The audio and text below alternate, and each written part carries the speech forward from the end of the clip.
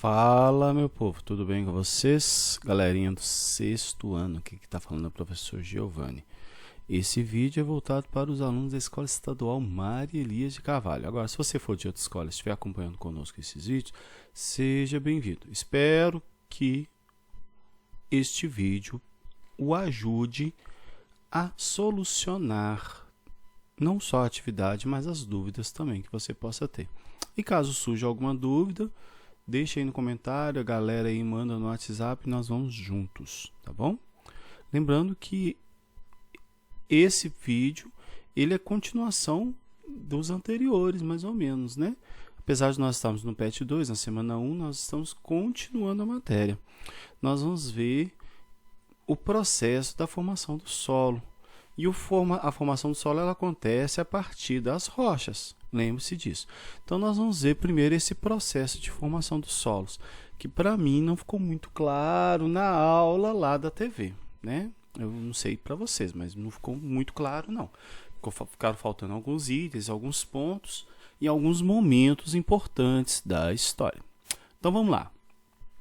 Todo solo é originado a partir das rochas, não é? Como é que é o nome do processo que quebra as rochas? Intemperismo, professor. Isso aí, intemperismo. O intemperismo que quebra as rochas, né? Ele é causado pelas chuvas, pelo vento, pela neve, pelos seres vivos, pelo próprio ar, né? Pela água, rio, e aí vai, né? Quebrou a rocha vai formando pedaços menores de rocha, que depois se quebra, forma outros pedaços menores ainda, e aí chega ao que nós chamamos de sedimentos, tá? Os sedimentos, inclusive eu dei um exercício na semana passada falando sobre isso, né? Os sedimentos nos levam à formação do solo, tá bom? Então aí depois começa a acumular matéria orgânica, porque os seres vivos vão vindo, habitando essa região aqui, líquens, fungos, algas, bactérias, protozoários, depois as plantas menores, como as briófitas, que é o musgo, né? As hepáticas, que é aquele que nós chamamos de lodo, né? E aí vai juntando, vai aumentando a profundidade, vai juntando matéria orgânica, vai vindo plantas maiores, vai aumentando a profundidade, até criar os horizontes, né? São 3 principais horizontes, que são as rochas, a parte mais mineral do solo, que é o horizonte B, o C é as rochas, né, que é a rocha mãe ou rocha matriz, e depois a parte que é o horizonte A, que é o menor de todos, que é onde tem a maior concentração de matéria orgânica no solo, tá bom? Então tá aí o processo, você dá uma pausa aí, dá uma lida aí nas legendas aí, né, dá uma olhada. Então, esse é o processo. Qual que é o processo que forma o solo? Intemperismo. Depois vem a matéria orgânica, tá bom? E aí vai formar essas camadas, né? Os perfis, que a gente viu isso lá na aula, mas usaram inclusive essa imagem aqui, mas ficou muito pequena a imagem para mim. Então, aqui está a imagem em tela inteira, né? Nós conseguimos ver perfil dos orgânico, onde está a maior parte orgânica, e aí tem a parte que é praticamente só matéria orgânica e a parte que é orgânica misturada com mineral, né? Que é a parte mineral com humus. Depois nós temos no solo superior essa camada mais só minerais mesmo, né? Areia, silt, calcário, argila.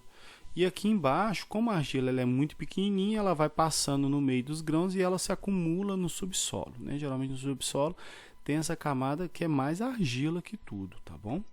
E aí depois nós temos esse pedaço que são as rochas fragmentadas, né? Que aqui está chamado material parental, porque é pedaço da rocha mãe, né? E por último a rocha mãe que está lá embaixo.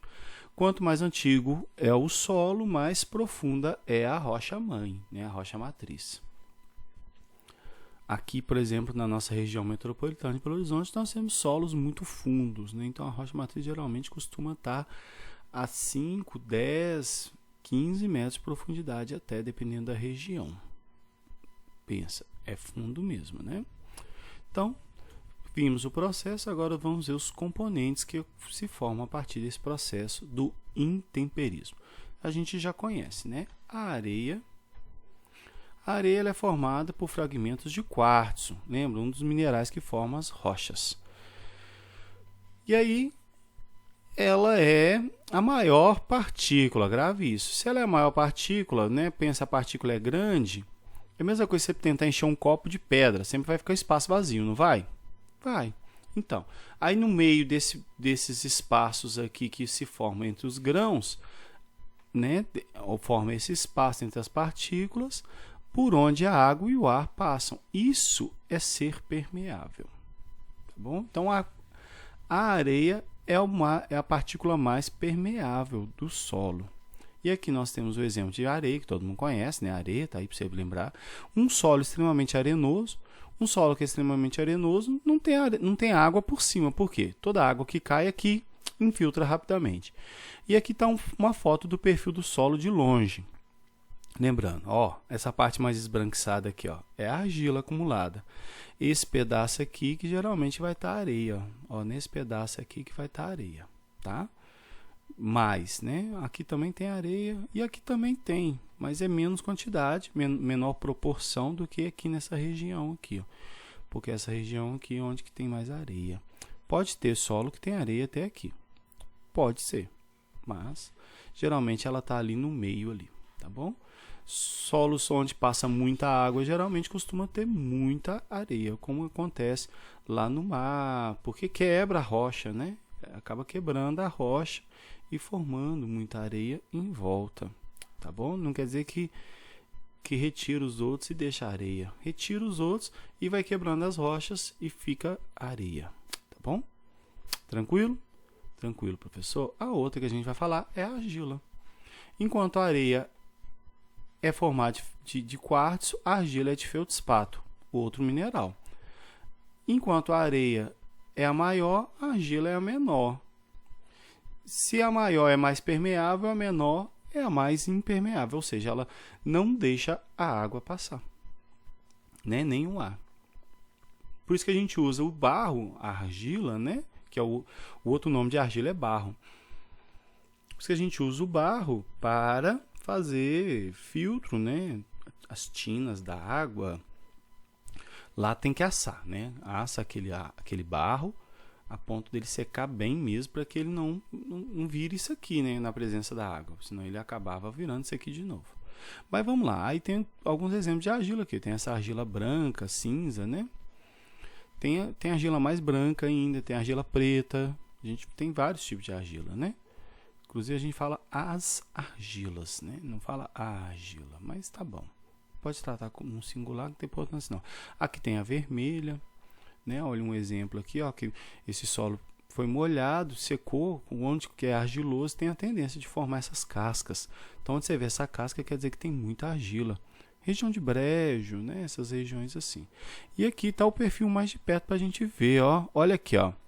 Aqui você vê que está mais claro, ó, essa região. Quer dizer que já tem mais argila. Mas onde tem mais argila? Aqui, ó. Essa região aqui, olha aqui, onde está bem pálido, ó.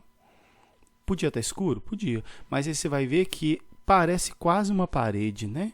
Por quê? Porque está cheio de argila. E a argila ela tem essa característica de formar essa casca assim mesmo, tá bom? E aí depois nós vamos ver o silt. O silt é o intermediário, né? Tá no meio do caminho entre a areia e a argila. Olha aqui, ó, a argila, olha o tamanho da argila, olha o tamanho das areias, né? Os dois formatos de areia, tem areia fina e areia grossa. E o silt está no meio do caminho, tá? Ele geralmente não vai ter um mineral só, mas ele está no meio do caminho ali. Tudo que for daquele tamanho. E aí nós temos até o outro exemplo aqui de partícula que a gente encontra no solo, que são os cascalhos, né? Que é maior que a areia. E é muito comum, as pedrinhas, né? Tem as pedrinhas um pouco, tem as menores, tem as maiores.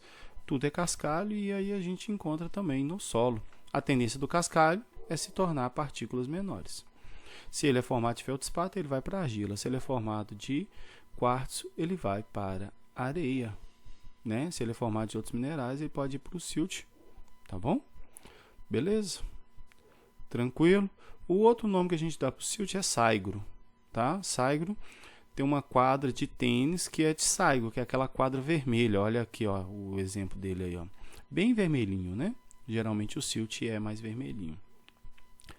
Tá bom? Tranquilo, professor? Então vamos lá para o próximo, calcário. Calcário é formado de carbonato de cálcio. O que é carbonato de cálcio, professor? É uma substância comum aos ossos, tá? Dentes e as conchas. Os nossos ossos, os nossos dentes e as nossas conchas? Não, né? A gente não tem concha. Mas os nossos ossos e os nossos dentes têm carbonato de cálcio. E as conchas, né, das ostras e de outros animais desse tipo assim, tem o carbonato de cálcio. Tá bom? Aí é uma partícula intermediária também, tá? Ele tá ali um pouco maior, talvez, chega mais para perto da areia, mas está no meio do caminho. E ele tem uma característica que é importante, ele controla a acidez do solo. O solo muito ácido fica ruim para plantar. Então existe uma técnica agrícola, olha ela representada aí, ó, que adiciona o calcário no solo para tirar a acidez para poder plantar, tá? O solo, por exemplo, principalmente o solo da região onde nós moramos, indo para o oeste, né, que a gente vai conhecer a macro-região ou bioma como cerrado, é um solo que tende a ser ácido. E aí, para plantar, eles fazem esse controle, eles aplicam esse carbonato de cálcio, esse calcário, para tirar essa acidez para poder plantar, fazer o plantio, fazer a agricultura. E aqui está um exemplo de uma rocha calcária, ó, de onde sai o calcário. Tá bom? Beleza? Beleza, professor. Existem vários exemplos de calcário também, tá? Por exemplo, o cimento é bem próximo do calcário, tem muito a ver com ele, tá? O gesso também tem muito a ver com o calcário, tá bom? Então vamos lá. O humus, ele é formado pela decomposição dos restos de seres vivos. Os seres vivos vão se acumulando aqui, e aí eles vão entrar em decomposição e vai ficar essa matéria orgânica ali. Ele também é bem permeável, tá? Ele não é impermeável, não, porque ele deixa muito espaço. Mas ele tem um detalhe, tá? Ele é fonte de sais minerais, e também ele é um reservatório de água. Apesar dele ser permeável, ele absorve água. Ele prende a água nele mesmo, né? Então, o solo tem muita quantidade de humus para ser bom para o plantio. Por quê? Porque ele armazena água para as plantas. Tá bom? Então, esse é o humus. E aí vamos para as atividades. Quais materiais compõem o solo? Aí eu coloquei aqui as partículas sólidas, que são os minerais, areia, argila, silt, calcário, e as orgânicas, né, são as partículas, água e ar. Esses são os componentes do solo, tá bom? E nessa proporção é o solo perfeito. 50% de partículas sólidas, 25% de água e 25% de ar. Esse é o solo perfeito, tá bom? Claro que isso tudo vai variar, mas esse é o solo perfeito. E para o solo ser assim perfeito, geralmente as partículas sólidas têm uma concentração ideal, né? Mais areia do que a argila, mas uma quantidade boa de argila, que se não tiver argila, ele vai ser muito arenoso, então ele seca muito rápido. E ele tem que ter uma boa quantidade de calcário e de silt, e principalmente de humus, né? Aí esse é o solo perfeito, que acumula água, prende a água e tem o ar lá dentro, tá bom? Ele é um solo aerado. Questão 2. Em 1500, Pero Vaz de Caminha, né? Tá até rolando um meme aí do Pero Vaz de Caminha, né? Com a cama pequenininha, né? E o Luiz de Camões com a cama grande, né?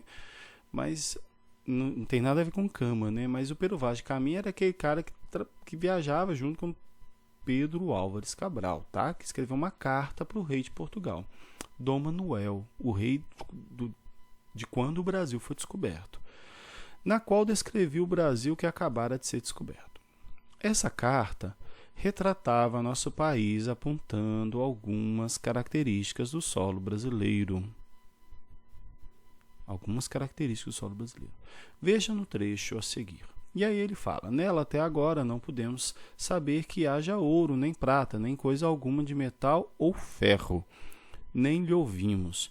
Porém a terra em si é de muito bons ares, assim frios e temperados como os de entre Douro e Minho, porque neste tempo de agora os achávamos como os de lá. Águas são muitas, infindas, e em tal maneira é graciosa que, querendo-a aproveitar, dar-se-á nela tudo, por bem das águas que tem. Nossa, professor, que escrito difícil, né? Te garanto que na época era muito mais difícil para a gente ler hoje. Isso aqui foi adaptado já para o nosso português mais próximo, tá? Então, aí a reprodução, né, facsimilar, quer dizer, pegou e copiou, né, com leitura justa linear da carta ao rei de Portugal, escrita em 1500 por Pedro Vaz de Caminha. O trecho dar-se-á nela tudo, ou seja, nela se dá tudo, tudo que se plantar nela vai dar, né? Deu origem à expressão em se plantando tudo dá. Olha aí, ó, que legal. Você concorda com essa expressão? O que deve haver no solo para que seja possível a prática da agricultura?